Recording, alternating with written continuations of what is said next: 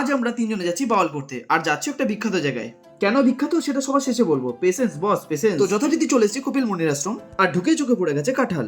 যারা জায়গাটা চেনো না তারা কমেন্ট করতে পারো, তাদেরকে আমি গাইড করে দেবো। তারপরে তো একে একে মন্দির দেখা শুরু করলাম, আর মন্দিরের চারপাশটা একবার হেঁটে দেখে নিচ্ছিলাম। সত্যি বলতে আলাদা একটা পিস রয়েছে জায়গাটাতে। চারিদিকটা দেখো শুধু মন্দির আর সুন্দর গাছে ঘেরা বাগান। আর এই আশ্রমটা কিন্তু অনেক বড় জায়গা নিয়ে।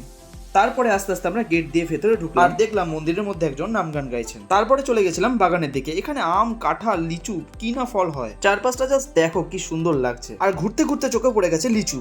ও ভাই সাব, জাস্ট গাছটা দেখো পুরো লিচুতে ভর্তি, জাস্ট আলাদাই।